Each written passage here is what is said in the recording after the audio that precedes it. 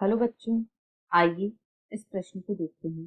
यदि भ्रूण की 8 कोशिकीय अवस्था में से केंद्रकों को निकालकर केंद्रक रहित अंडों में लगा दें तो निम्न में से कौन सी घटना अथवा क्रिया हो सकती है? विकल्प ए, ग्राही अंडों से सक्रिय भ्रूण का निर्माण। विकल्प बी, नए वातावरण में दाता केंद्रक नष्ट हो जाते हैं।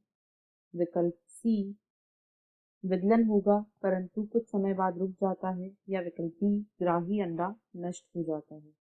इस प्रश्न की जो मुख्य अवधारणा है, मुख्य अवधारणा वह है केंद्रकीय केंद्रकीय प्रत्यारोपण। यहाँ पर हम देखेंगे कि जो केंद्रकीय प्रत्यारोपण की प्रक्रिया होती है वह क्या होती है और इसका क्या परिणाम होता है। तो भ्रूण के प्रारंभिक विकासीय अवस्था में भ्रूणीय विकास की प्रारंभिक अवस्था में कोशिका से केंद्रकों को निकालकर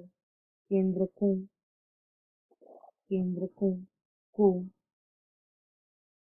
केंद्रक रहित केंद्रकों को निकालकर केंद्रक रहित अंडों में केंद्रक रहित अंडों में लगा सकते हैं।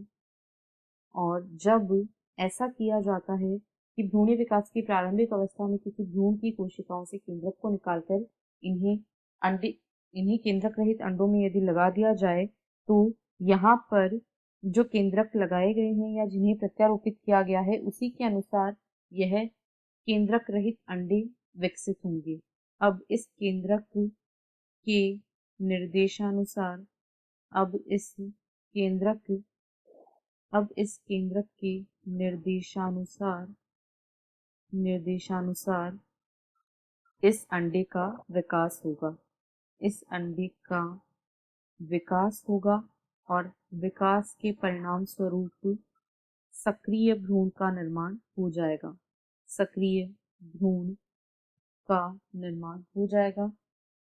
अतः यदि हम इस प्रश्न के विकल्पों को देखें तो यहाँ पर विकल्प ए इस प्रश्न का सही उत्तर है। ग्राही अंडों से सक्रिय भ्रूण का निर्माण हो जाएगा क्योंकि जो दाता की आनुवांशिक सामग्री है उसी के समान जीव का निर्माण इससे हो जाएगा। बी में कहा गया है नए वातावरण में दाता केंद्रक नष्ट हो जाते हैं, यह गलत है। यहाँ पर विकल्प सी भी गलत है क्योंकि विदलन होगा किंतु कुछ समय बाद रुकता नहीं है। यहाँ पर पूरा भ्रूणीय विकास होगा, ना ही ग्राही अंडा नष्ट होगा। आशा है आपको प्रश्न समझ आया होगा। धन्यवाद।